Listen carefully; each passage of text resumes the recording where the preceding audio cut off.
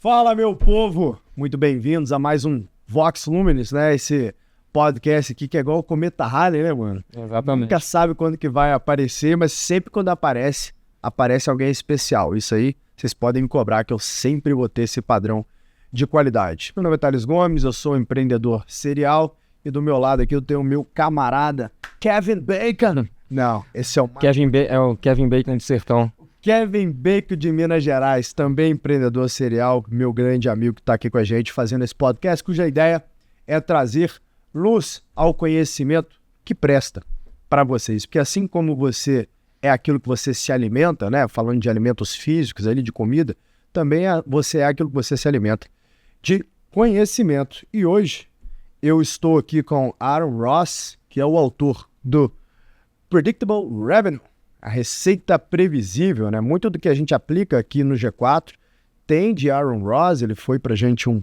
mentor ali no início da companhia, né?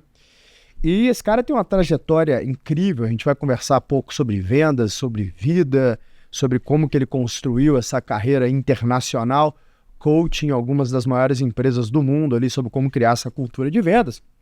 E eu queria agradecer especialmente ao nosso parceiro Azorro CRM, por nos permitir gravar esse podcast com Aaron. So switching to English, Mr. Aaron Ross, it's a pleasure. Yeah, pleasure to be here. Pleasure to have you here. And I think that we should start giving our audience a little bit of context. So if you want to talk a little bit about your career, how you got here, the things that you have done, the pitch is yours, man. Oh man, well, I feel like again, since I'm 52 now, I could spend an hour doing that, right? Doing 3 minutes, Yeah. elevator pitch, so you can give context to people. Yeah. Well, I think again, people know me mostly for the book, right? Receita Previsível, Predictable Revenue in the States, and that really is about. I joined Salesforce.com in 2002. Okay, really early. Yeah, really early. Now it was early, but not early enough. I still have to work. Right? Okay. I'm not, so it's early. It's about 150, 200 people. Okay. And maybe like 20, 25 million in revenue dollars. Yeah. And they were trying to go up market, trying to go towards bigger companies. So they had enterprise product, hiring expensive salespeople, and they weren't getting kind of the leads in the pipeline. Now, I had joined Salesforce. The only job they had was the entry level, calling the 800 number. People who would call, the 800 number or register on the website was leads, and they needed people to respond to them. That makes sense. There's a small team, and that was the entry level job they had. So that was where I started. And that was interesting because I, before that, had been CEO of an internet company that didn't work. So that company failed. So you founded the company and then... I founded the company. We raised millions in venture capital, and it went out of business. Early 2000s. We started 1999. Was it the middle of the bubble? So? Yeah. So you were like a victim of the bubble. Yeah. Okay. But the business was okay. But one thing I learned is that if so I was CEO and sales wasn't performing, and I didn't know what was wrong because I hadn't done. I mean, I'd sold like ads and I'd had a little painted business and I'd done entrepreneurial selling. Yeah. When I was younger, but I hadn't built a professional sales team. I hired a VP of sales at this company. It was called Lease Exchange. Okay. But when it wasn't working, I didn't know what to do. So I say I had abdicated my understanding of sales. Okay. I didn't delegate. So I always tell entrepreneurs, and if you are a founder or if you're a CEO, like make sure you have sold or you sell. So you understand the product and the messaging and the pricing and the process, and know it yourself. That makes sense. And as part of either while you're hiring or to hire salespeople or sales leader later, especially because there's a lot of product-based or engineering-based founders, which was kind of more my style. I was more of an engineer by nature who think, oh, I'll create a great product and people will just buy it. Yeah. And I don't want to sell. I don't have to sell. What a dream. Yeah. I can imagine that. The product will sell itself. Yeah, right. Just It's awesome. Yeah, like Dropbox. Why not? Yeah. All right. Yeah. So so now I was like, oh no, I need to learn sales as a professional skill. And so rather than reading books, like I'm gonna get a job in sales to really learn it in a sales company, right? Salesforce.com. I didn't even know what a CRM really was. So the only job they had was this entry level job. So I didn't let my ego get in the way. I was like, I'm going to learn this skill. And so I took this job. And So back in the time, you were like a pre-sale guy. pre-sale guy, yeah. Okay. Yeah. But the thing is, and here's where I knew what's worked for me over the years is this. I feel this is really important. It may not make sense. There's a lot of reasons to not do it. Okay. But this feels really important. And we can get to, having babies and other things sooner. But We too have a lot. yeah, we have a lot. But I'm just going to do it, right? And there really wasn't much equity. There wasn't much compensation. Very entry-level job. But I was like, you know what? I'm going to get in. I still want to make my mark. Right. But I need to learn how to be successful first before I can be successful That makes sense. career-wise, right? Because you can, again, define success in many ways. So career-wise, I was like, I'll get in. I'll figure it out. And so for 3 or 4 months, I did really well at this job. And then like, you know what? I see this problem. They don't have enough leads in this kind of bigger companies. I don't know how to prospect. All right. I've done a bit of cold calling and I've done door to door younger and different times in this company. I don't know how prospecting would work, but I know I could do better than what they're trying. Yeah. Like they hired outside vendors that didn't work and hired expensive salespeople that are supposed to have relationships that didn't bring them in. It's like, just give me some time and I can figure something out. Again, this idea of like, I'm going to jump in and I'll figure it out as I go. That's something else that's really worked over the years for me. And I figured out a kind of sales process to help generate as many of the qualified appointments and meetings as we needed, which became this book. And it helped, generate hundreds of millions of dollars in extra revenue for Salesforce.com. Yeah, basically all the Silicon Valley startups after, followed your lead. We use this book. I read myself and my team read, and then we decided to create our sales process throughout the predictable revenue. Yeah. So I would say I think that also a lot of people read the book and like, it's about outbound sales and outbound and I'm going to get appointments. And yeah, but that's not what the book is actually about. I think if you read the book, or the idea is really about how people work together. Yeah. So very briefly, there's kind of 3 main ideas. One is if you have a sales team, this is true of any team, but generally sales didn't do this. Just specialize your people. Yep. Right. Yep. So that you have a certain number of jobs to be done, and divide them up so that people can do fewer things better. Perfectly. Right. So that's like probably the main idea. Much more about people than about anything else. You know what? For me, I used to think that sales was about to being hustler and good talker and persuasive and everything. And then when I read the book and they say, I need engineers. Yeah. Well, engineers, you need, a team. Yep. Right. Yep. It's like a soccer team. You don't just need attackers, or forwards, or defenders. You need some people who can attack and defend in midfield and goalie and a coach, and it's a whole team. But I think, again, today it's more common for people to know, you specialize and you've got prospectors and closers and customer success and the junior salespeople. That's pretty new, actually.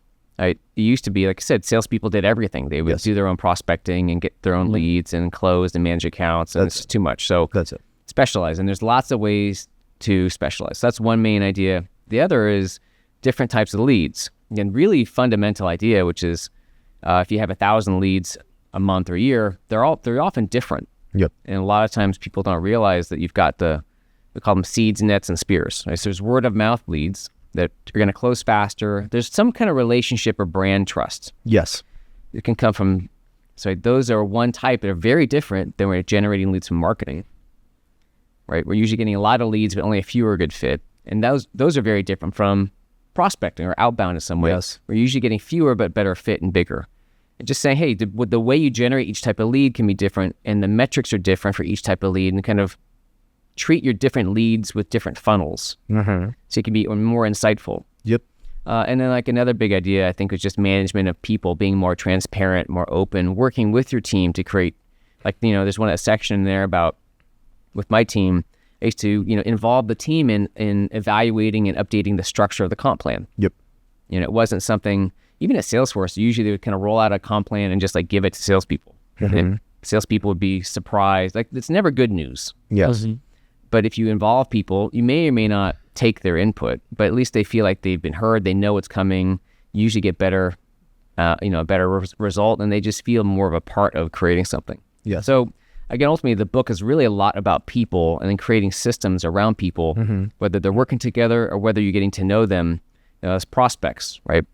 So I think that's often gets lost in the noise about like outbound. Yeah. Are you an engineer now?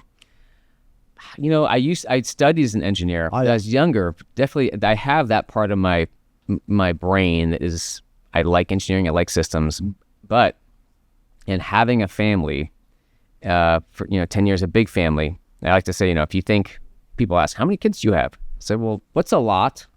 And then double that. He has 10 kids. Yeah, 10. 10. Oh, how do you say it? Dois?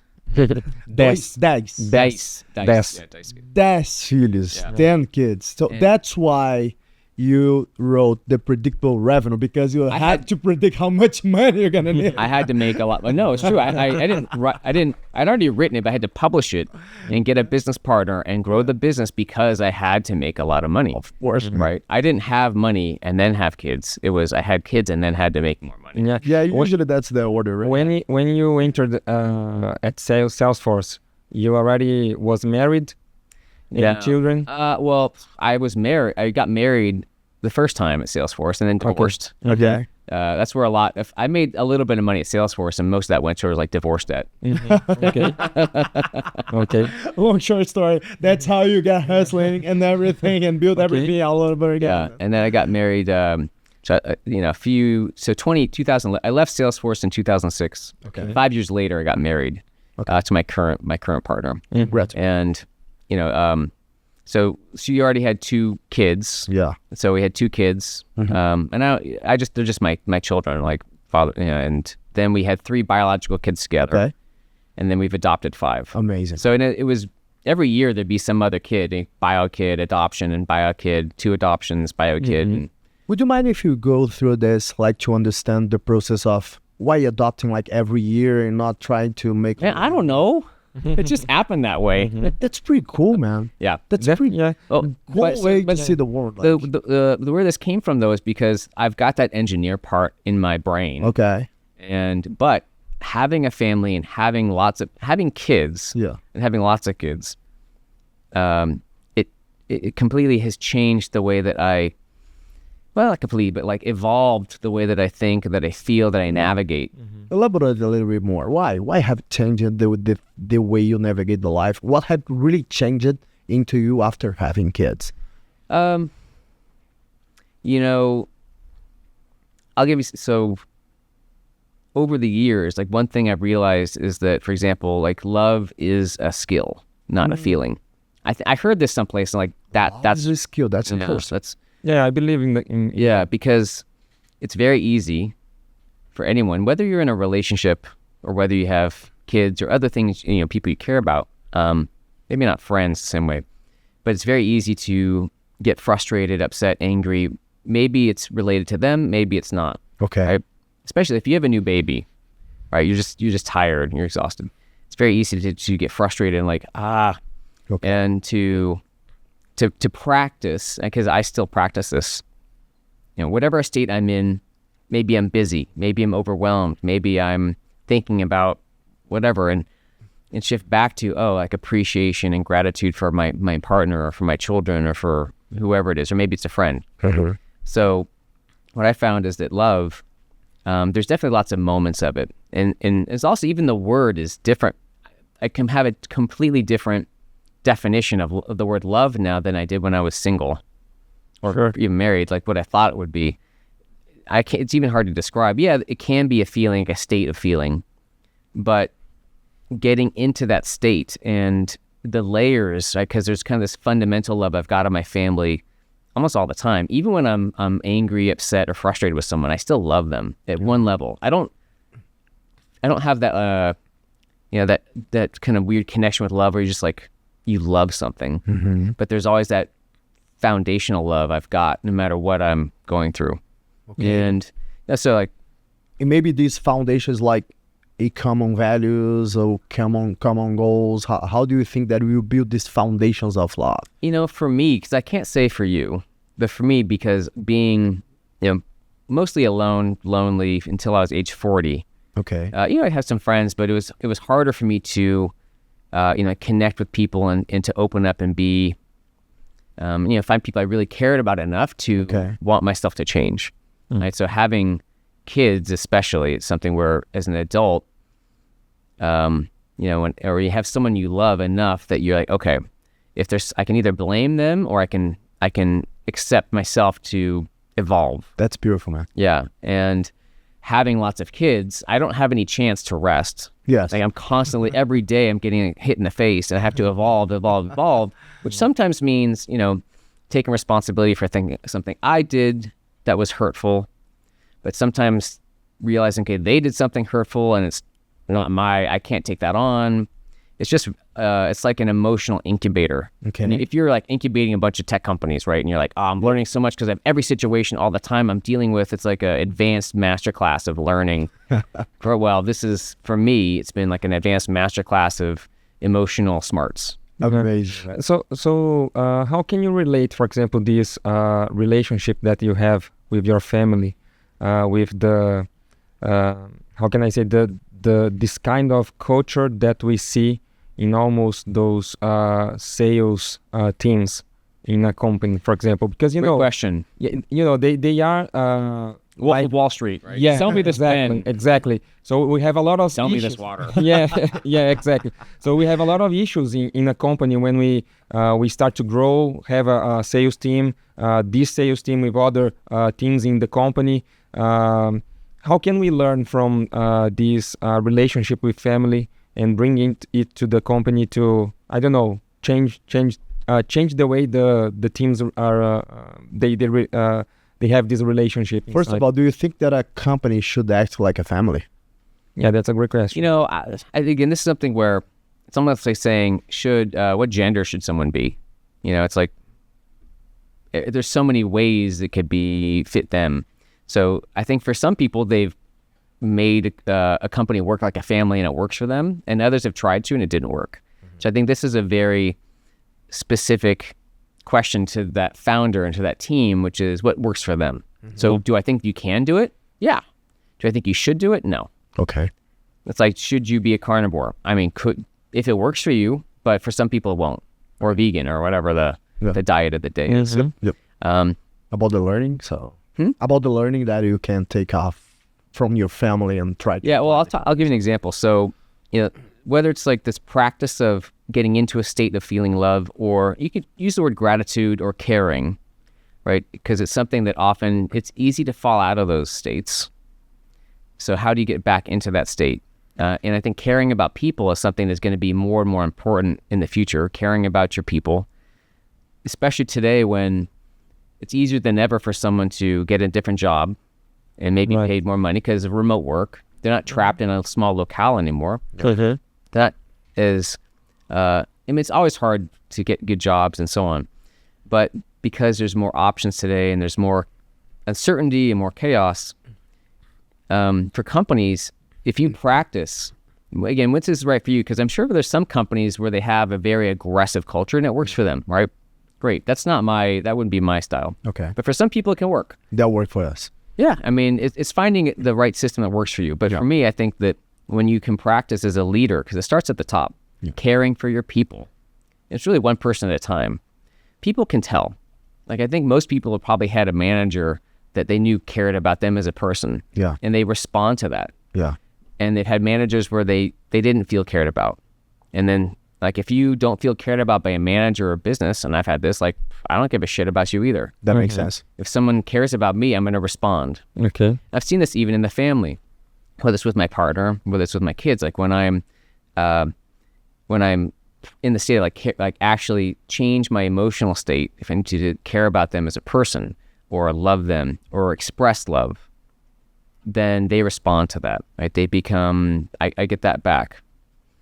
They become, it's not like an instant thing, it's over the years, but they become more loving, more open. I mean, everyone still gets frustrated, angry, upset. That's normal. And it doesn't necessarily even change the actions I take. It can, but for example, I might feel like, okay, this kid needs to clean their room or do their homework.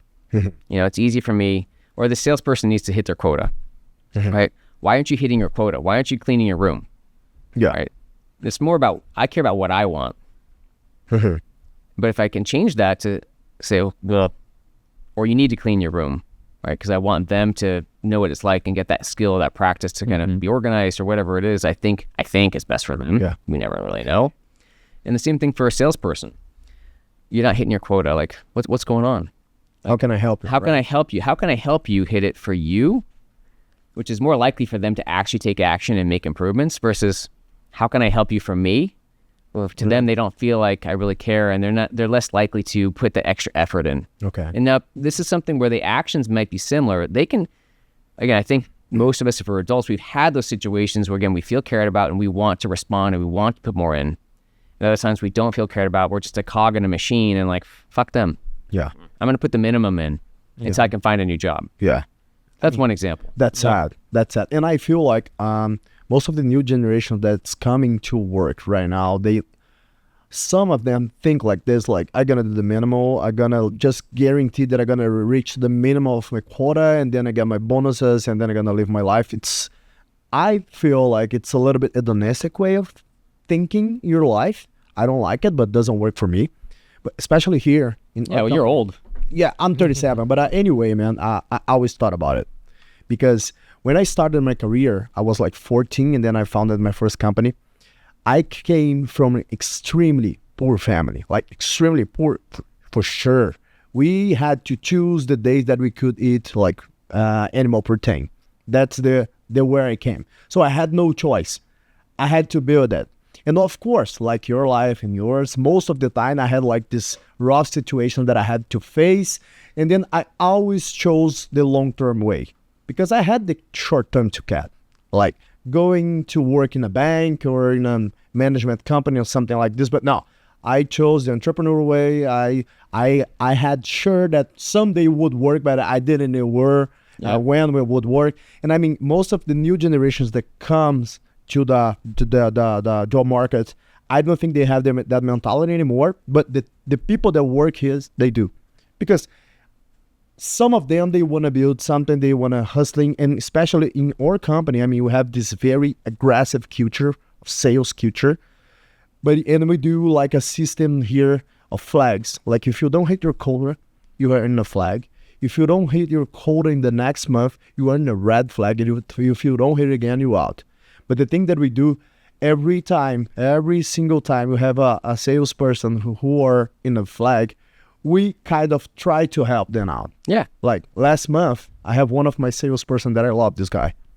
We trained jiu-jitsu together and everything. I mean, he's a good guy. He's focused.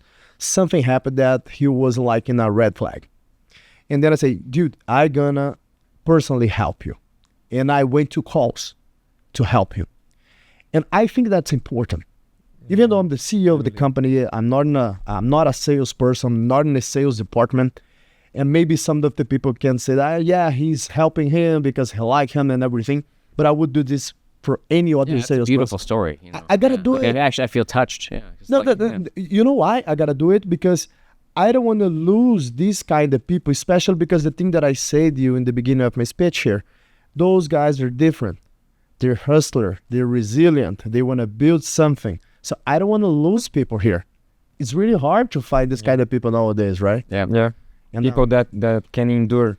Yeah. It's hard to find. Yeah, I mean, there's also like things change. It's hard to say with the younger generations, and this will be even more. Every year there'll be more of this trend towards people. It'll just be different. Yeah. Think about like at least our parents' generations who. Look at the next generation, and no one ever like works as hard as I did, and exactly. faffing off. If we read all the newspapers, the old newspapers, we always will see the next generation doesn't work as we did. Yeah. We had this conversation a couple days ago, I think. Yeah. Well, I think somebody like my parents. Somebody got a lot of headlines from newspapers along 50 years. And you can see the same headline saying the same stuff, It's like, for example, when we say People don't change. Yeah, or for example, people don't is always on your smartphone or looking to a smartphone. They don't have social Interactions. Interactions, etc. Back in the day, it was in the journals, right? When you see a train, for example, everybody's reading a newspaper. It's almost the same. It's the same as today. I mean, just change the device. Just change the maybe the objects that you're holding. The form factor that they are reading the news. I think too. Like if you believe in God or a higher power, right? If you believe that there's a design and things are working out for you in some way, I do believe. Then that helps you see, oh well, there might be something to this that I don't understand yet. And I kind of have to be in that because I've got kids who are 7 years old up to 25. Okay. And it'd be very easy to think, oh, someone's doing something different than me. Like that's bad. Yeah. Like they're not working some way or thinking somewhere at school and we have different kids who, so many sources, right? They're different ages and different races and different backgrounds and different, the way their brains think. So I've also had to go back to the only thing that I can't really control anything. I can try to guide, mentor, and help, and just kind of love people as much as I can and myself. It's kind of like because everything else. There's nothing reliable. There's nothing predictable about the family. Yes. Someone was asking about my schedules. Right? They're always changing. Like there's no regularity. There's no predictability. Even with money, it's always just coming and going. Everything is so. It's not even chaotic. It's just always changing for us. Constantly. 10 kids, right? 10 different agendas that you have to spend time on. The things like the foundation becomes the family, trying to create more connection between us as a family, between the parents and the kids between the kids and myself and my partner, because everything else is like, who knows? Yeah, that makes sense. Let me ask you something. So I think that also is about with the, you can take that for any kind of team or even your market or customers, like people as the noise increases in the world and the AI will just speed that up and people get less certain about like, what can I trust? There's all this stuff and misinformation or there's too much good advice. Like, where do I go to? Sure, Like, who do I trust? A lot of good advices, but, Fala, galera. Eu sou o Tallis Gomes, CEO do G4 Educação, e fico feliz em encontrar vocês aqui no G4 Podcast. Quero saber o seguinte, o que você tem que fazer para garantir que o seu time entregue o resultado todo mês, garantindo o crescimento do negócio e principalmente evoluindo também os produtos? Se você não sabe responder essa pergunta, eu adianto que a resposta está na cultura que você criou na tua empresa. E é ela que garante que você tenha ao seu lado uma tropa de elite ou um time mediano. E para te ajudar a criar a cultura que vai evoluir os seus resultados, eu te convido para participar do nosso programa presencial Gestão e Estratégia. Durante 3 dias, você terá contato comigo e com os meus sócios, o Bruno Nardon e o Alfredo Soares, e acesso a conteúdos de qualidade, além de um network vasto, extremamente qualificado, de empresários que atuam em diferentes setores, em diferentes tamanhos, em diferentes áreas nesse país. As turmas são compostas por líderes e donas de empresas que, como você, estão na arena. Aplique agora para o programa Gestão e Estratégia. O QR Code está aqui na tela e o link também está no descritivo desse episódio. E agora, bora comigo nesse episódio do G4 Podcast. Aaron, do you think that the sales culture most of the companies, especially the tech companies, that the ones you went to work and you guided them, most of them in the US, basically one of the most successful US companies, especially in SaaS. Do you think the sales culture have changed like significantly in the last, let's say, 10, 15 years? The way you used to sell back in 2000s compared to the way people sell SaaS nowadays, do you think that the culture, not the way they sell, the culture have changed significantly? No, I don't think so. Yeah, and now I'm not hands-on with many sales teams these days, or any. I left my business up in North America 3 years ago. Okay.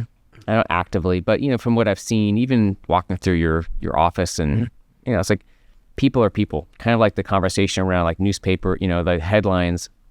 Now there are things that do change and tool techniques, but ultimately people tend to be people, and I don't see a big difference in today in sales culture that back then I was at Salesforce. In the end, you still sell stuff to people, so it doesn't matter. The reason of my company is because sometimes I talk to like old school guys and they say, I think you guys are fluffy nowadays. We were much more aggressive.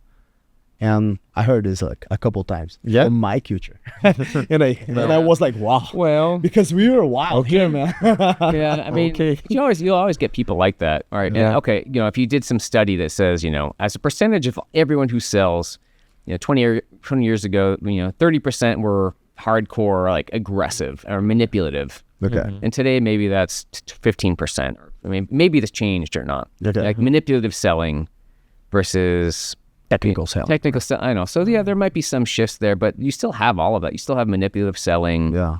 I think in software, it doesn't work as well. B2B software, it doesn't tend to work as well because when you have more than one person making decisions, you don't get into usually manipulative situations where someone's like giving you pressure and you can like, okay, I'll do it.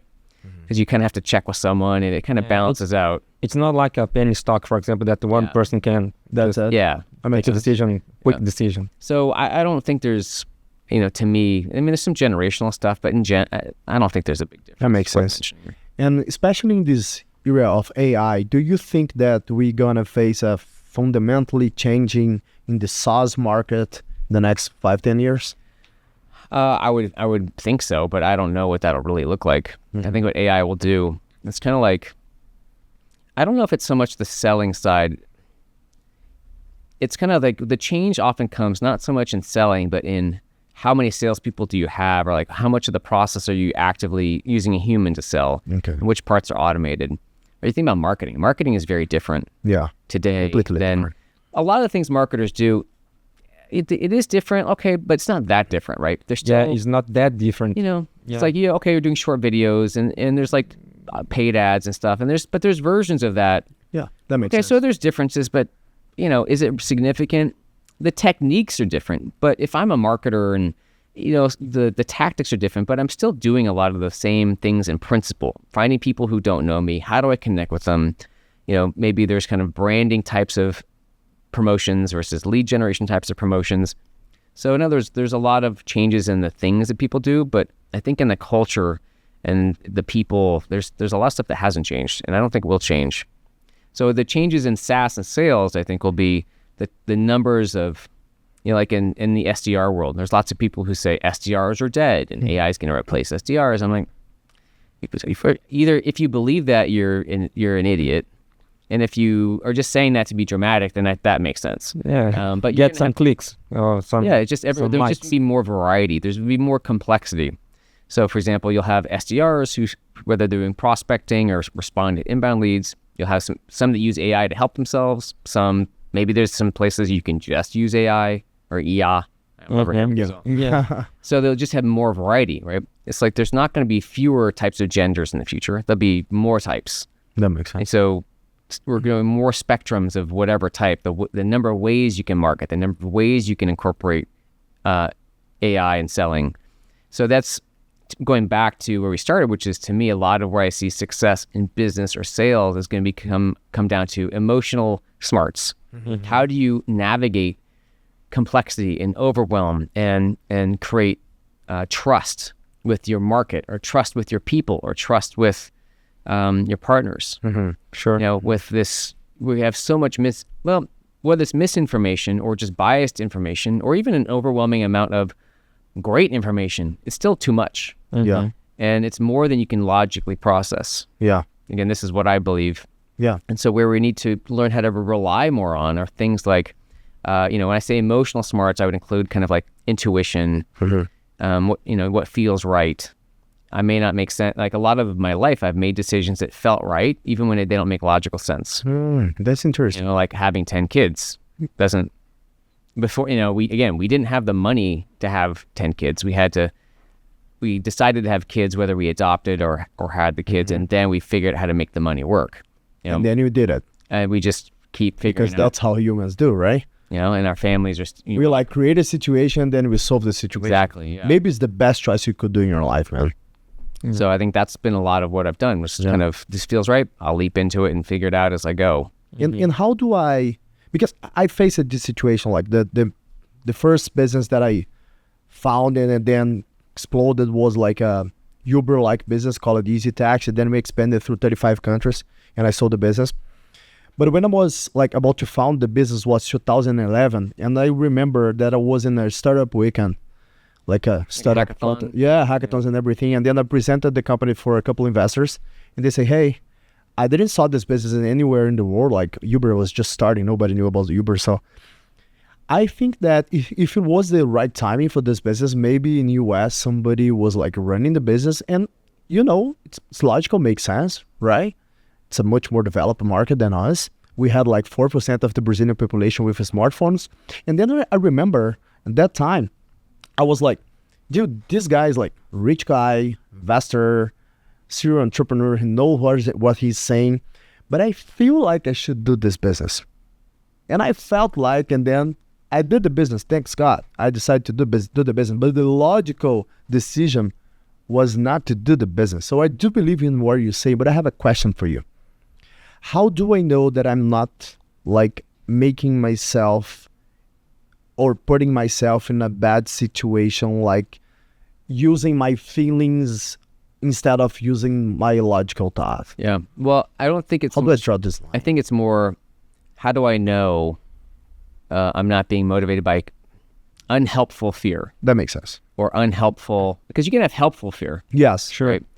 What happens if I can't make payroll, or like, motivating fear. But I think the fears that are trickier are the ones we don't see. Yes. Right? And a lot of that can be, a lot goes back to childhood, right? Whether we all have some version of shame or trauma or things where we didn't get something. Okay. And we don't see that. It's kind of like fish in water. They don't know they're in water, so you step out. And so when people talk about they call it mind-altering situations, whether it's through breath work or ayahuasca, which I've done multiple times, or yoga or meditation, like there might be ways to kind of step out of your day-to-day to see, oh, these are the kind of fears that have held me back from having good relationships or making money or health, right? It's these unconscious strings that, it's like in the United States, people blame, there's always like tons of problems, but a lot of it is these fears we don't know. I don't know if there's a way to see that other than by doing, by living your life and kind of saying, what's worked for me, what hasn't worked for me. You can get more practice to understand when does it feel right, because it feels. So I use the term feel right, but it's not feel good. Okay. That's different. Okay. So feels right means like aligned with myself. And I don't know, I'm more aware of that after, again, having lots of kids for lots of years. And committing to situations that seem maybe very scary to sometimes myself, but sometimes to other people, like my parents but it still feels right. So again, we've adopted 5 kids, 2 of those are teenagers. One was a 4-year-old out of China who had something called arthrogryposis, which is his legs and his elbows and knees don't bend much. One was a baby in Florida whose mom was on drugs and very challenged. And there's lots of people who be like, even the idea of adoption, like, oh, you can have all these kids with extra problems, or, what happens if XYZ happens, or, kids whose mothers were, maybe on drugs. And there's lots of valid concerns there. Yeah. And there's lots of places where we'd thought about adoption that we knew were not a good fit, right?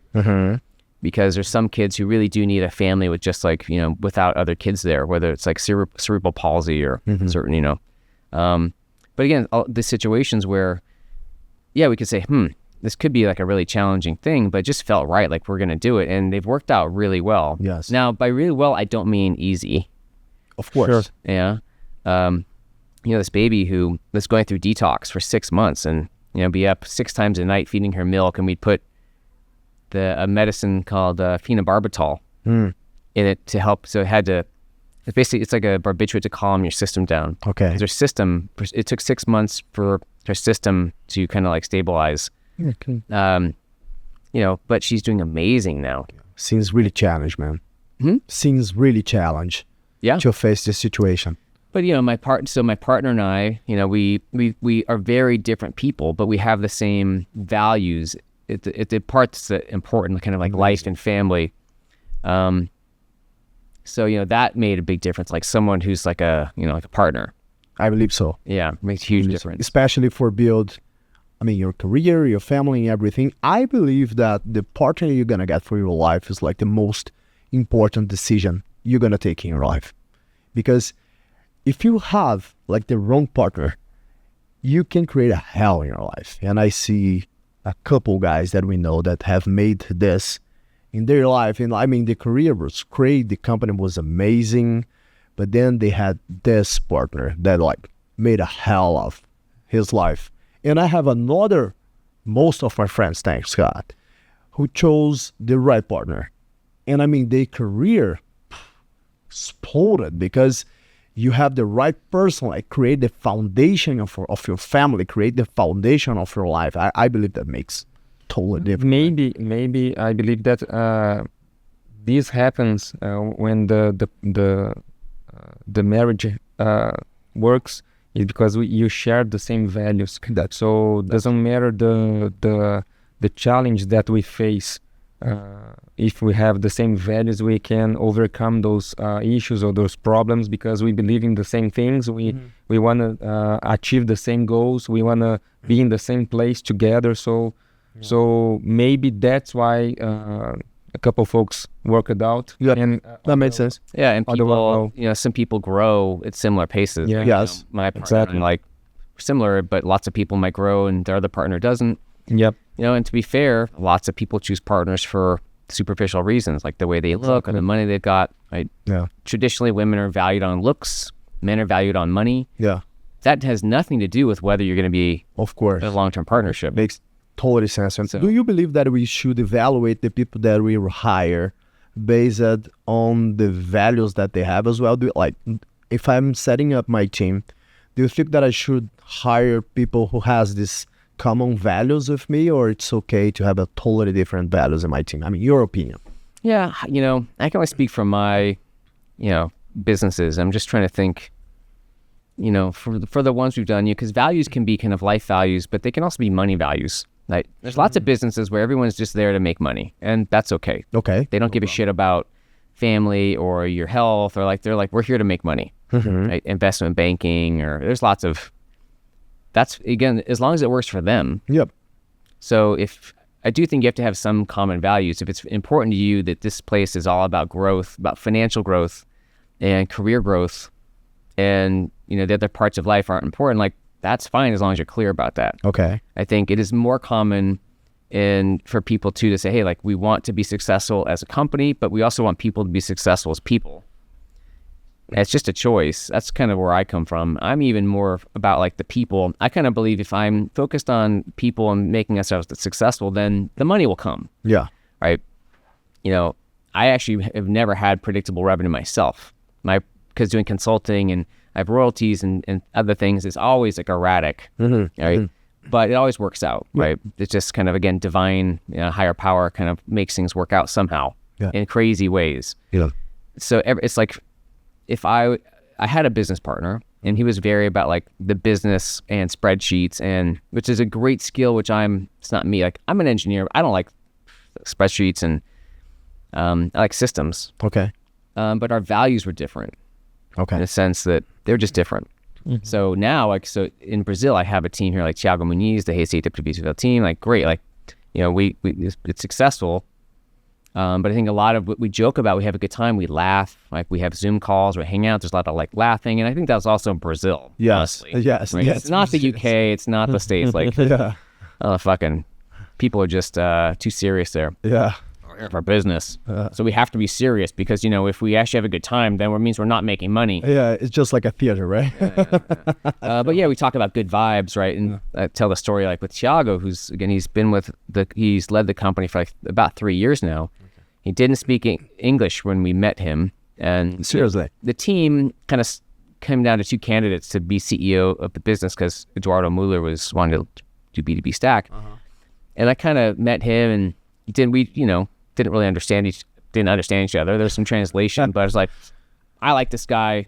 Seriously, good vibes. Just vibes. And I wasn't the only person deciding, but he seems a good guy, good energy. He wants to do it. He hadn't done this kind of business before where he'd, led his digital agency, for example, but he's been successful, and it's not rocket science. And, I prefer people who have excitement and potential and ambition and good vibes over people who've maybe done this thing for a while and done it well, but They just seem maybe either more inflexible or, what's the word?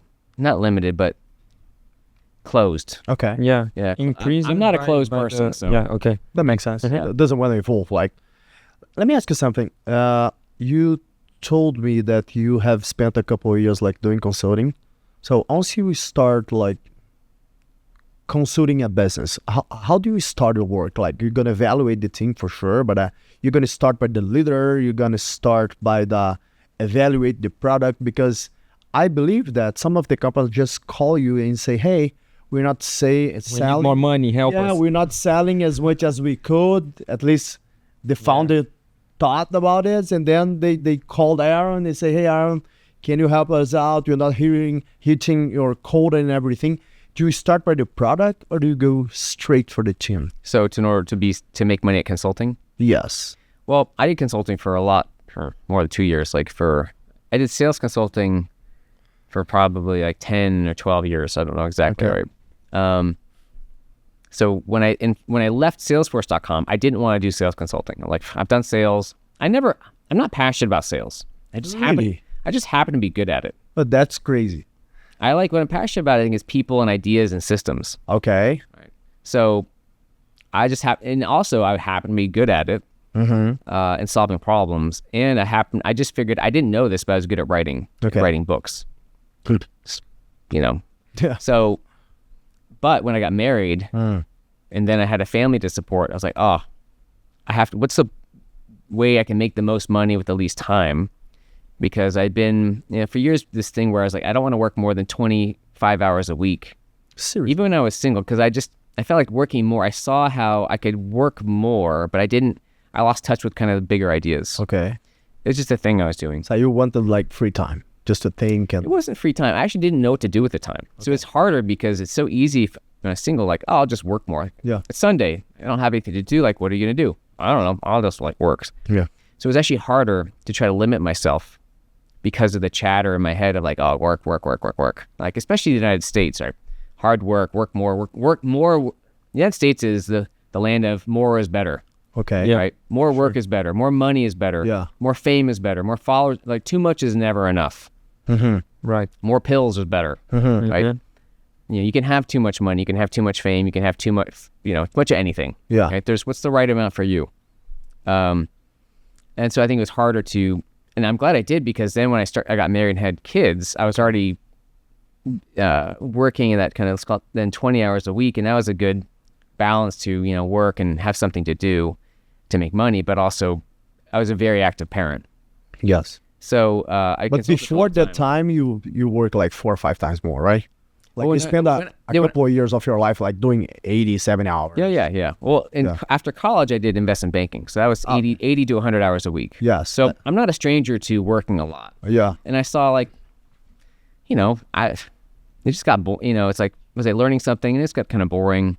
And I did software, and I think, look, like Bill Gates, anyone who's successful has the same number of hours as people who are not. Yeah. It's not the amount you work. It's what do you do with the time? What do you do at the time? And how long of a view do you take? But do you believe that in a certain period of your life, like you gotta work hard to accomplish something? No. I think there's certain times when it feels right, it makes sense to work hard. I don't think it's not hard work just because you gotta work hard. It's like, if you're doing a product launch, or it's like when it's more likely you need to put a lot more time in a small, period because it's an event or a product launch. Okay. But I don't think you have to. Okay. I think you can. I'm sure there's lots of examples of people who didn't work hard who've been successful. I don't know if they are, but there's probably, I think that's where it's going, is it's not always working hard. I think it's knowing when to work hard and when not to. That makes sense. Right? Because again, in the world of AI and content, content's commoditized, right? There's so much content, so much good content, not amazing. So how do you create amazing anything? I think it's more likely, sometimes it might be from working hard and just like coming up with stuff by working a lot for some people, but just as likely from not working hard or taking breaks or doing other things where you have other connections and other ideas that you get. So it's mixing, sometimes working hard and sometimes not. Let me ask you something. Like when you it's just a theory. When you were working on ideas, so you don't consider that working. Like when you are like with your feet, like I'm going for a run. yeah, you get for a run, and then you think you're not consider that work, right? No. I mean, no. If I'm taking You just a shower, call work when you were with the computer in front of you, and then you're producing things. yeah. Well, I mean, everyone can define their version Yeah. of work. So, and also, look, if you have a family, Yeah. I have a whole bunch of like work. Just it's so annoying, right? Paying bills and organizing it. It's like the calendars. It's all that kind of shit. It's so it's like hate it. Yeah, So yeah, that'd be work, but it has to be done. yeah. Um, Because what like you're a thinker, right? You're a thinker. So every time you're thinking about business, for myself, my conception of work, you're working. Like you're thinking about your next yeah, move. I mean, you can define it that way, but for me, because I am creating something new for myself, I'm not sure exactly what it is, but a lot of my work is also the family. Like I learned so much from just being in the family and like living. I can imagine so. Right, and a lot of those 10 kids. lessons, a lot of those lessons I'm putting into new books and new keynotes. Cool. And so I have a new talk I'm doing. It's called, I don't like the title, but the best I have now, Re-energize Yourself and Your Team.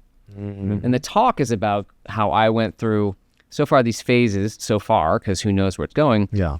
In my 30s, I was learning like how to be successful and, how to make, in my 40s, I was earning, right? I got married, had to make money. I made a lot of money, spent, invested all that money in the family, still have to make money.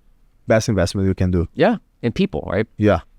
So I was learning in my 30s, earning in my 40s, burning in my 50s, right? And around 50, I just was like, no, I'm done with all this, except in Brazil, right? We still have a great team, but like everything else, like most of my money, my partner is buying me out of the old business. Okay. And then now I'm discerning, which is, what do I actually want to do? So for me, I'm at the place of, I want to have work, but work that I like for the work itself. Like writing books is a good example. Like I want to write new books finally. There's years where I can't think about writing. I'm just like, I was exhausted from the family and I was burned out of writing but like, okay. I left the old sales consulting, predictable revenue USA, North America business 3 years ago. Great. So sick of that. And I like speaking, and like now I'm like, oh, I want to write again. But the books would be different. And so one of the books is called Income Operating System. I'm actually doing it with Camila Ferrani here. It's one of the people. And that's like just for individuals how to make more money, including consulting. Okay. Going back to another book is called, for right now, Eat Shit and Grow. Okay. Right, it's more like crazy stories from the family, but it's like life lessons. And like one example would be having kids isn't it's not a distraction or from your career. It can be an empowerment to your career, right? Because you have to be more motivated, more thoughtful, more disciplined, have better boundaries. Totally agree. Right. For women, and I'm actually coaching someone on doing a book. I love books actually. So now I'm like, wow, I don't really like sales, but I love books. Like that's more my passion. One of them, and family, and I'm still discovering a lot of these other passions that have been, I would say, drowned out by school and work for so long. She's doing a book called Empire from Home, and she said she sacrificed her career to have kids. Okay. And we're talking about this, and she had a career that was kind of boring, and it's like, well, actually she had a chance. She got a chance to reinvent herself, and now she's a very successful entrepreneur with a much better career and makes much more money in less time. It has more flexibility than before she had kids. Yeah. So again, kids are something that can be they can be empowering in so many ways, even when it doesn't. I believe so. I have a friend who is the co-founder of Nubank. Yeah. Cristina Junqueira. She had 3 and it's pregnant of the 4. Yeah. And she's the CEO of the bank. Amazing. Yeah. For a lot of people, it's the biggest bank in valuation in Brazil. I mean, $54 billion valuation. Something like this. Right now, but it's now bigger than Itaú, right? Yeah, it's bigger than Itaú. It's the biggest bank in Brazil.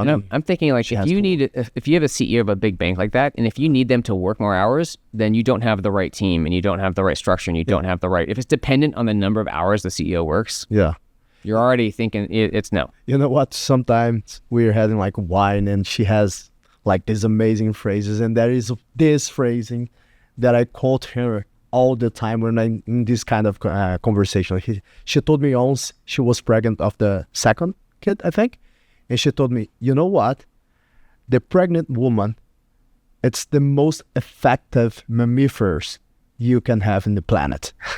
I do everything that I gotta do in Nubank, and I can take care of my family because I'm effective. You have to. I'm not gonna sit here to have a shit talk with you.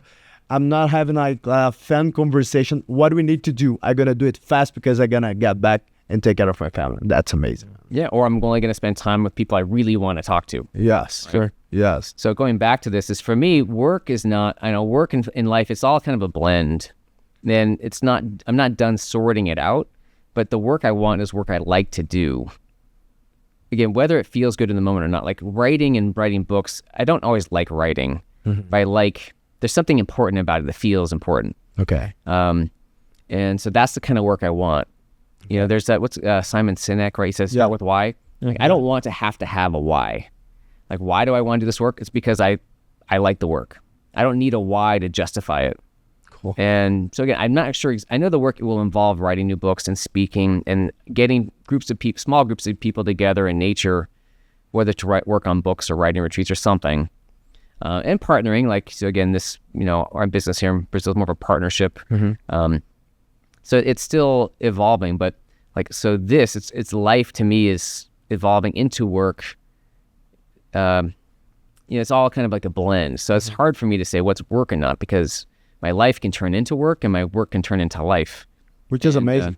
The symbiosis is gonna, of course, build you a better career and a better life, because you're always happy, right? You're not doing something that you hate most of the time, because this symbiosis is really important. And for a while, you know, for 10 years, that was important. Like, I had to do something. I didn't always hate. There's times I hated the sales consulting. It partly was the work that would get old, and a lot was in the business and the partnership I had, which wasn't, you know, a great fit. But it's what I had to do at the time.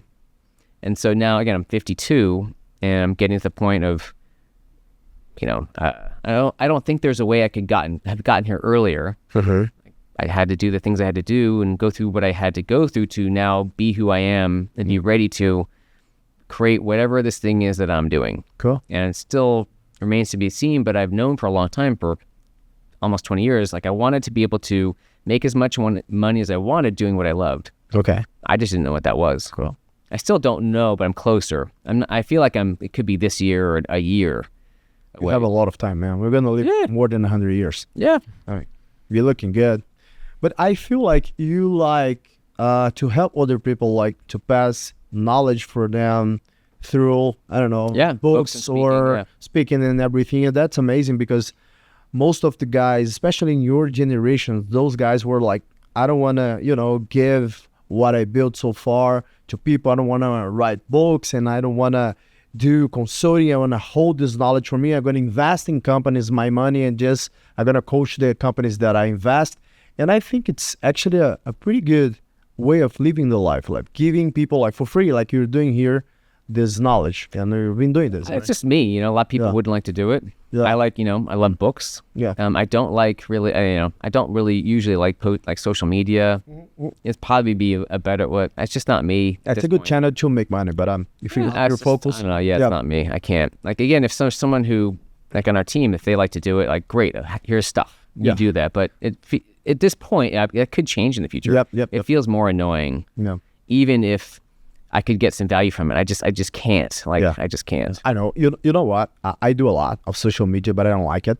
I used it to like it when I was younger. It was cool, like, for, you know, social relations, to be knowing the place that you're arriving and everything.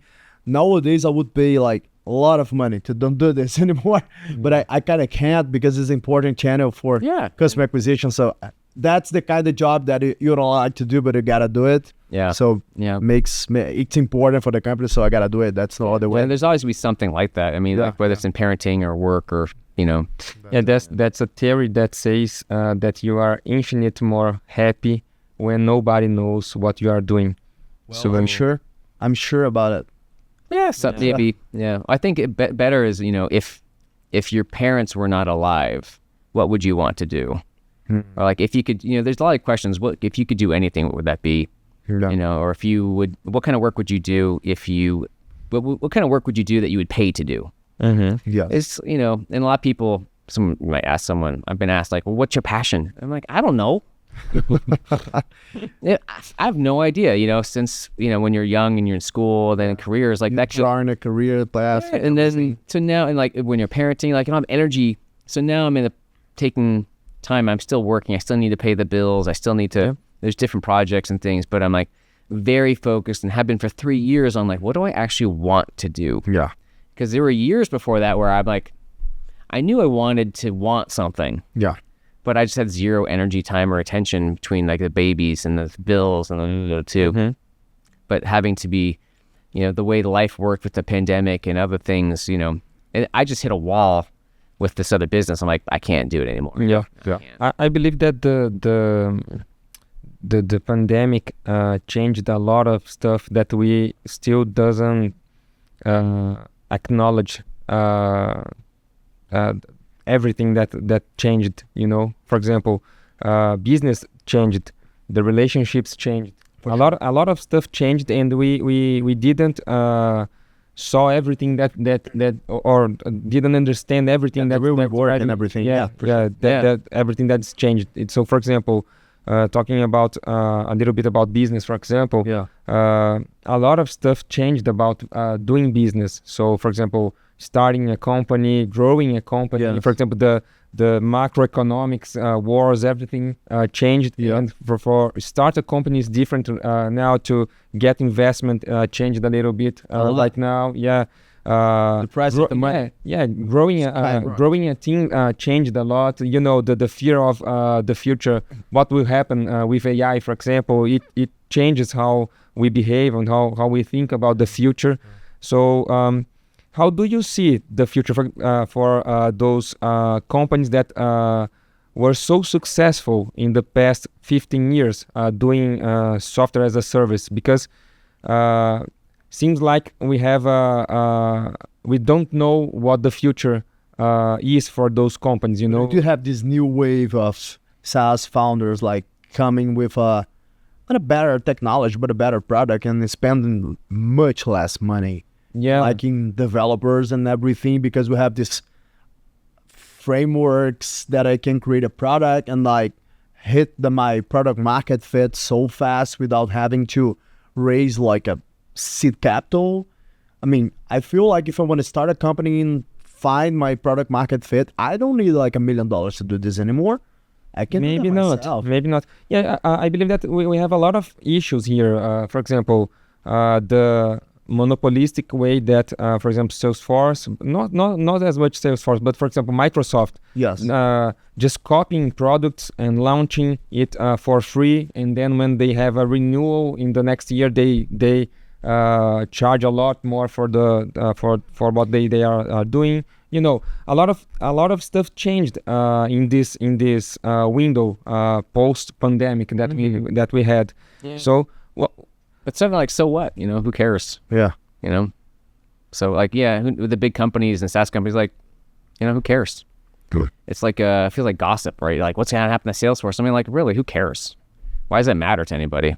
No. Except the people maybe at Salesforce. Yeah. So I'd say like, that is all kind of a distraction, to me, especially with AI, which will make it easier than ever to copy, for everyone to be copying, whether it's people here or in India or China or States, like copying each other, like, copying your marketing, copying your products, copying the noise.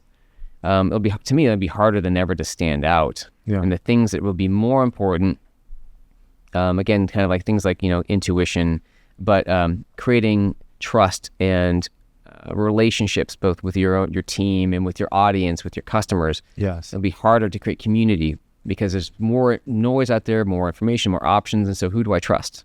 And so trust, I think, will become more of a even more precious commodity than before, when you've got so much, like whether it's like avatars or deep fakes or there's so much opportunity with AI, but also so much opportunity for abuse, whether it's misleading, whether it's spam or scams. So I think people be more wary than ever about what's out there.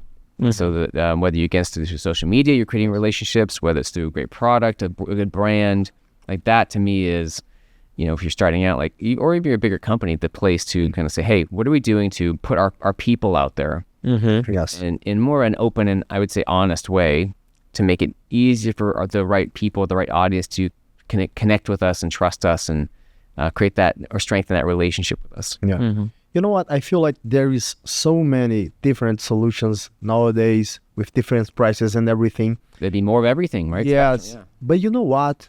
The thing that I think you can help our audience here, most of my clients here, they are like middle companies, right? They are doing like $5 to $10 million a year in revenue.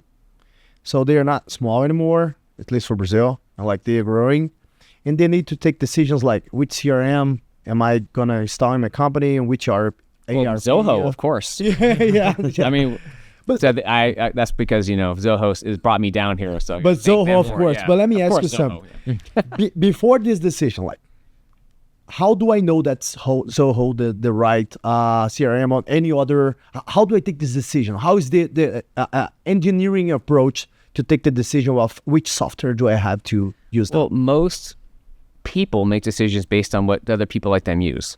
Mm-hmm. Right? That's most people do it. So yeah, you'll look through some comparison. There's definitely lots of companies that have special needs and so on. But generally, you're going to look at, hey, who do I know who's using CRMs? And I don't know if I believe the stuff online. Okay. Right. Whether it's for consumers might be like, do you trust Amazon reviews or Yelp review? Whatever the local. What do you use at Yelp here? I'm not feel like I trust this review. Yeah, it's like because there's there's so much gaming of systems today. Yeah. Whether it's like B2B Stack here in Brazil or G2 in the States, like how much can I really trust that? Yeah. Because when something, when some source of online reviews or help goes online and it's working for people, then everyone tries to game it. Yeah. It's kind of that chicken, the arms race. Yes. So, people will use that, but a lot of times it's like, look to my friends, or maybe there's a lot of like small communities like on Slack or WhatsApp. I'm on a WhatsApp community in the UK for sales leaders. Mm-hmm. People are asking like, hey, does anybody know about this vendor, or it's who's used a good CRM or this, and then people that they know can give them actual like live feedback. So I think that's more common. So that's where people start, right? What do people use that they know? So maybe word of mouth. Let me talk to other people who are in the same maybe moment that I am in company and ask them what they have done. But do you think that there is maybe a more scientific approach to choose better which software should I use to increase productivity? No. My sales team? No. Because there's too many options too. That's like, and again, if on major, I feel like you're stuck in the paradox of choice. Yeah. Well, the thing is, you can't, if you're trying to like going back to the paradox of choice book, right? Yeah. There's this idea of maximizers and good enoughers. I don't remember the term. No, I don't remember. Okay. So there's some people who are like, I want the maximum, or there's really certain areas like my 21-year-old daughter is a maximizer in skincare. Okay. Right. I want the best stuff. I want the best routine. It's not about money because she's very good about testing, but like it's really important to her to spend hours on that. Mm-hmm. But in some other area in socks, I don't know, she doesn't really care, right? I just want some basic socks. Okay. So in software, I think it's important to know as a company, which systems are really like the important ones where you want to get the best. Mm-hmm. So if you're e-commerce, you might need the best thing for you around shopping cart conversion. Okay. But other systems, you can't afford to kind of spend the time to pick the best system for every system that you need. Uh-huh. It's impossible. Yes. So it's like, which systems are the most important that we really need to go the extra mile to evaluate and interview and because they're so important. Mm-hmm. And which ones can we just get something that's good enough? Mm-hmm. Like, do you need the best chatting, like Slack versus who cares? Teams, maybe not. Yeah, team, like who really cares? Okay, one's maybe a few dollars cheaper, not like, it doesn't really matter. Yeah. Don't waste your energy trying to get the best. Okay. On a CRM system, now again, this depends on the company. If you have a big company or enough of a team, you've got special needs, that might be really, really important to look at the integrations you've got. Or like, again, both like companies like Zoho are going to have a lot of, bigger companies, bigger CRMs will have more of a community of like consultants and providers and integrations, and there's just more for your, be more likely to fit your needs. Okay. If you're a smaller company and you don't really need, extra bells and whistles, okay. I don't know what like a more common CRM is here, but is there like a cheap, like, I I don't know one local, but you might need like just a basic CRM that is cheaper and simpler, and you don't really need to kind of really dig into the weeds. It's not something as a company we need to like do a big evaluation. Yeah. Sales leader can pick it, use it, and keep it simple.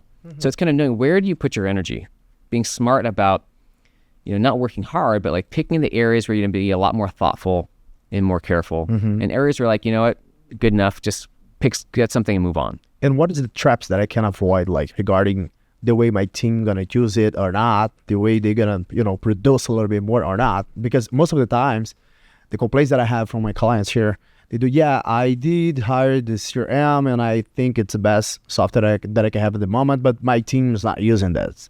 So, well, okay, there's a couple common ones are for bigger systems, or actually for lots of systems, getting that looks great. Yes, we need this tool, but they don't realize how much time and energy it takes to not only to put it in and configure it, but get used to it. You can't train your sales if they have a new system, and it's an important one, right? It might be again CRM, or it might be like a sales acceleration, sales engagement tool.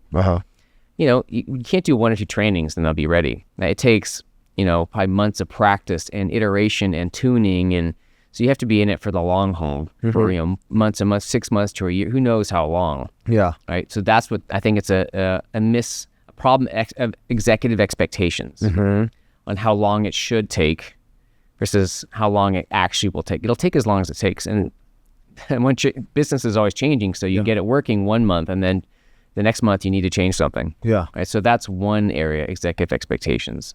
It always takes longer than you think it should or you want. The other is just as dangerous, this kind of app explosion, right? The number of apps, just so many great apps. Yes.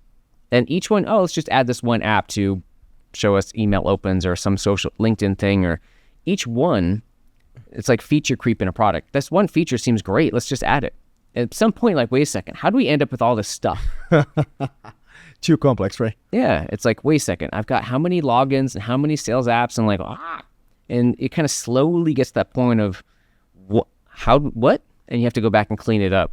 So I think those are two of the common traps. One of the things that I see is like most of the people who are not like using the CRM app, they say, do you rather have me having calls or like fulfilling my CRM? And how can I like convincing the salesperson that, fulfilling the CRM and putting the information into the system is gonna make your sales process like easier.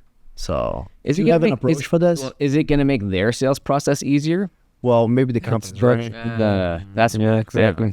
Now, there are, for some people, like if you're a field salesperson where you're traveling a lot, and I've been this, like when I had my company Predictable Revenue in the States, like there's a CRM, and if I was selling or like talking, and it was a pain in the ass. I'm juggling family, and like I rarely used it too. If you're at inside sales, you're basically at a desk all day, at home or at the office, and it's a lot easier to be in your higher volume.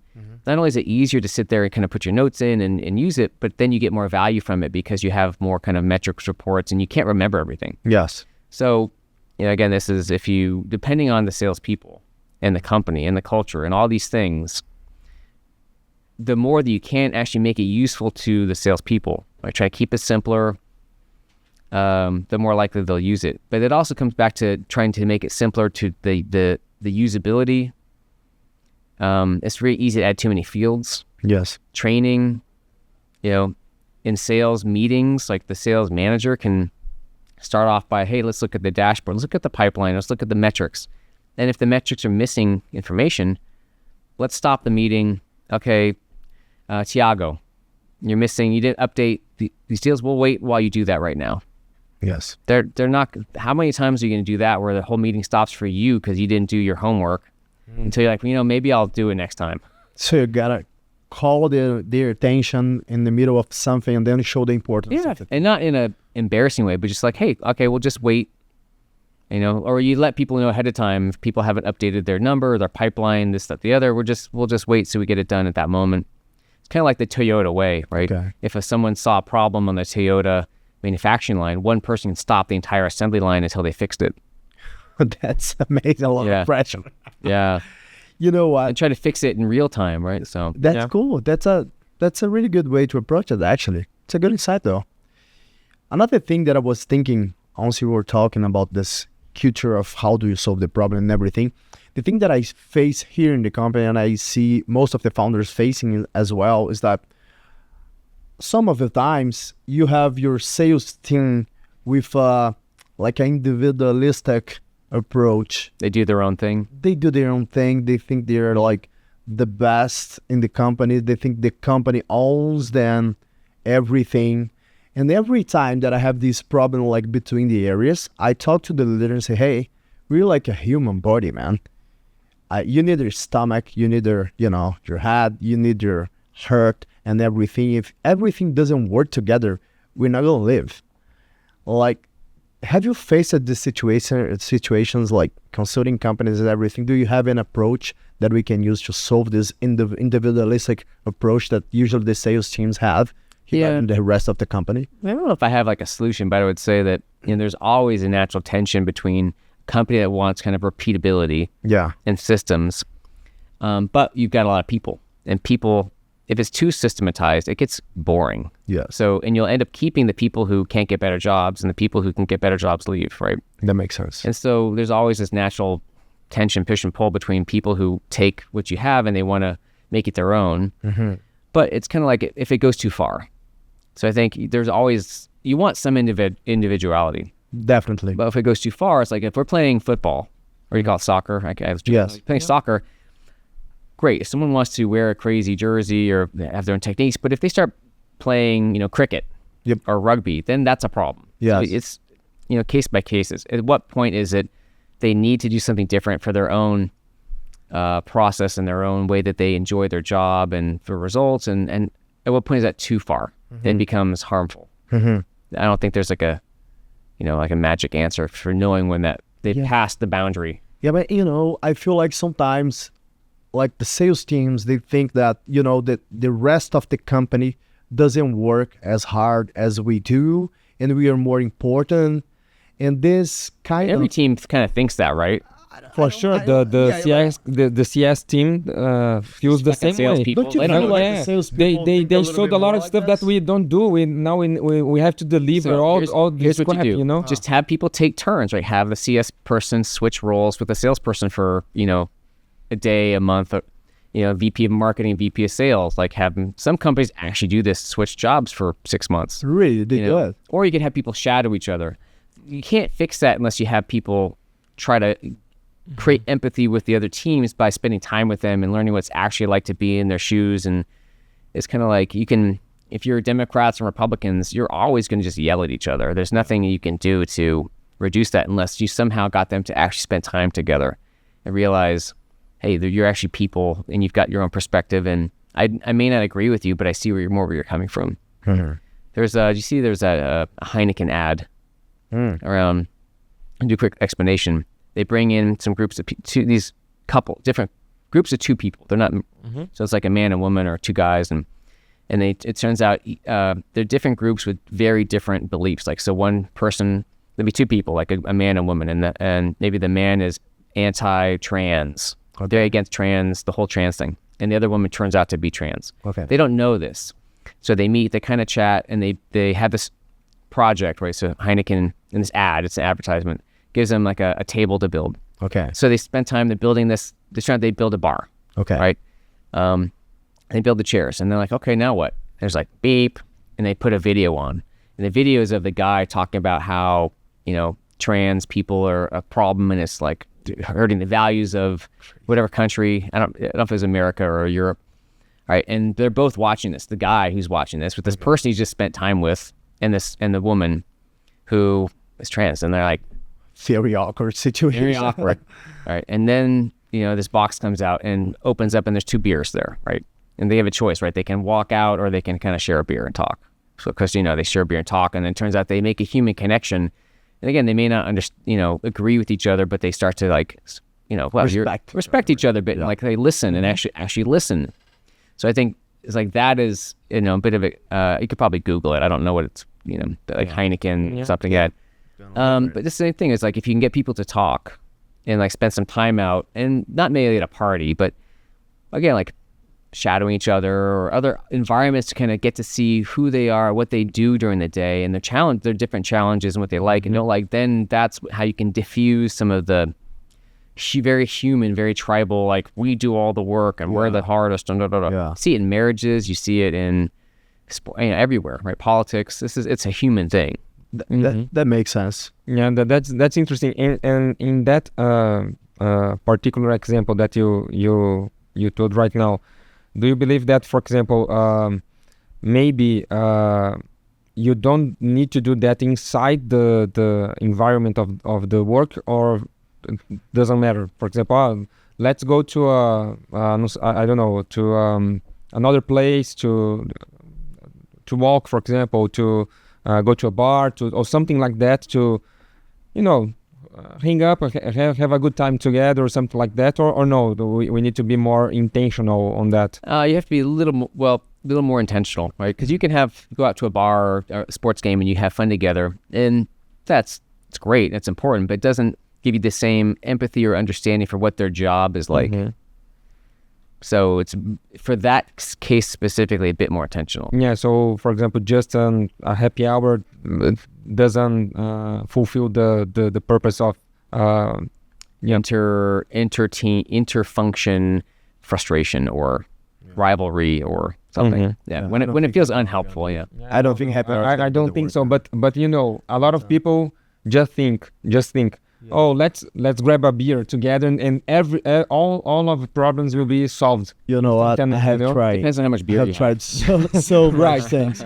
This is you kind of gave me a insight, and I'm gonna test it out, and then I'm gonna tell you if it works. I actually want to test having people to switch positions. Yeah, I believe that might make sense. That's at least for one day. Yeah. Switch positions, see what I'm doing here. You can start with the managers, leaders. Yes. You can. Yeah. That's cool, man. Yeah, I believe so. I think it's a great idea, but not that many companies do it because they're so afraid of the short-term loss of Nah, I'm okay. XYZ versus the long-term one gain. day in my month that doesn't gonna hurt my company for forever. It's just one day. Even though I don't think they're gonna hurt at all, but only one day you should be able to last, like, if everything goes wrong, you should be able to afford one day. That's for sure. Yeah, we should be able to afford more than that. But yeah. It's a good place to start. Yeah, that makes sense. Yeah, and another thing that you said that I'm still thinking about is that when we have too much, I don't know. I will use this term, rules or systems. It starts to get boring to work and to do stuff. So in your view, how can we balance those things? Systems? Man, I don't know. Yeah. I have no idea. It's I don't know. But I do think that there's some people that like very routine, repetitive work, and it's kind of like for the type of jobs and the number of people you got, sometimes it works to have, it's all very repetitive routine. Yeah. And you might find people who like that and stay for a long time. Yes. Or maybe turnover is okay. But for lots of functions, and sales is one of them, when you want kind of, I want to say higher level people who are like good people who you want to keep for a while and keep them motivated and enjoying their job, because that translates to the way they interact with customers. Yeah. Customer success or other places, then if you have too much, if they feel like a robot. But you know what? Yeah. Why do we create process? Why?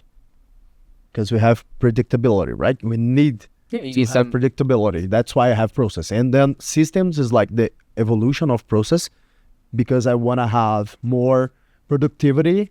So I want to grow faster without need to grow like in the same amount of revenue that I'm growing. I don't want to grow my OPEX, like my headcount, in the same amount of that I'm growing my revenue, for example. So I create systems. So at the end of the day, systems and processes are all about to have predictability. I want things to be predictable, right? But humans are by nature unpredictable sometimes. And I do believe in what you're saying. Maybe in some parts of the company, maybe in the most parts of the company, you need systems and process because otherwise you're not going to scale the Well, company. you need some or a lot. But you need some space for humans, like to be humans, to try something different, to give the brand for the thing, like to put the personality and to change things, because otherwise, as you said, and I agree, the most important, not just the important, but the best people you have in your team, they're going to leave. They're going to do something better, right? They don't want to be robots. And I do believe that when you're treating like senior people, you can leave them alone to do the job without that much systems and process. But when you don't have the seniority in your team, like if you're talking about juniors, I believe that you need more systems and process, because things gotta be more predictable, because they don't have the experience to, like most of the time, to take decisions and to make sure that those decisions are going to be the best decisions, right? They need a certain amount of structure to get started. That's it. That's it. So it depends of the seniority. And the job. The seniority of the job. Financially, for example, if I don't have process and systems, dude, you're going to break your company. Yeah, in some areas you need a lot more, like where there's like regulation or compliance. And so I think it's like finding that right balance. Yeah. And it's tough because, there's no like, single answer to tell people, oh, you need between 7 to 8 systems. With that amount of area and everything. Maybe what we can learn from that, I believe that's for example, as we say that we must achieve a leaner company, try to get rid from a lot of bureaucracy that we build. When we that's a behavior that's important. So we need to do that with software also. For sure. Especially because I remember like last year. When I mean software, I say software and the things that you hire for the team and everything. All the solutions, right? I believe that was like last year. Like I asked my CFO to, how much we're spending software in the company and everything. It was like a lot of money and a lot of license, man. Like so much licenses for this stuff. Do you have this amount of people working on this? No, we had like teams like creating accounts, but they don't use it anymore. Some people was like fired and the account is still open. Then I cut like 1/3 of the software cost in the company just by like doing this cleaning. And that's very important. So, because you're it's that trap you fall. We're growing fast. And we're doubling the company every year in the last 5 years. So of course, this kind of thing's gonna happen. And that's maybe for you that is watching us every day, do this in your company. Like ask your CFO to kind of summarize for you guys how much license do you have in the software that you're using right now, and make sure that you need all of them, because most of the time you'll be shocked. You're gonna be shocked. Yes. So in this way, I believe that you can clean or make your company quite a bit leaner when you cut all this bureaucracy that came with the software. Of course. So I mean, most of the McKinsey, Bain, BCG, and all those guys, when they come to the company, the thing that they do, they're gonna like audit the things that you're doing, and like they're gonna look for more efficiency. And most of the times, what they're gonna do is ask you to like fire 1/3 of your team, and then you're gonna seniorize the team as well. That's the fastest way for them to like say, "Hey, my job is worth it. Look how much money I'm gonna save you just in people." But it's all about like looking back the things that you did to make you reach the size you are right now. And most of the times when you're growing fast, you're gonna create inefficiency, right? That's and that's okay. It's kind of like the price of doing business in that point. It's not. I don't think you can grow really fast and get it all right all the time. Also, when you're growing fast and you're doing new things, you by nature and hiring lots of new people, you have to make mistakes. And that's okay. Aaron, what do you remember, like when I think about it, I want your first answer. What was like the biggest professional challenge you faced in your life, and how did you solve it? What is the first one that came to your head? One was dealing with this company. I mentioned this company in 99. They started called Lease Exchange. We raised millions, and over 2 years, and it went out of business. And I wrote about it actually in the book, which was kind of, it was like when it was going out of business and we were trying to sell it. It's like having the dream die. And I don't remember, like 29-ish, something like that. It's really frustrating. Pretty young, yeah. And, Fridays I would go back, and that's, just to kind of deal with the pain, I would, drink some kind of like, I don't know, like vodka, some alcohol, and like play video games just to like deal. And just going through that was incredibly painful.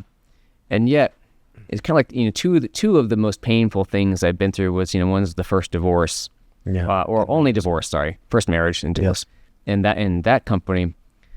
But, again, looking back, and those were things that went through that gave me kind of the motivation, insight, almost radar to get to where I am now.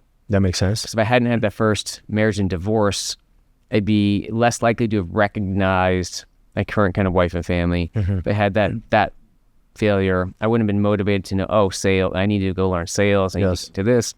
So it's like these dominoes.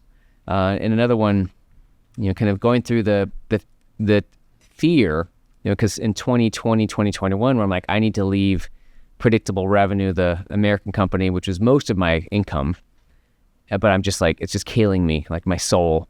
And then we hired a kind of a coach to help us through this, and the terror of like, how am I going to support the family? Because I still needed to make a lot of money to support the family, while walking away from like this brand that has kind of made me all this money in book.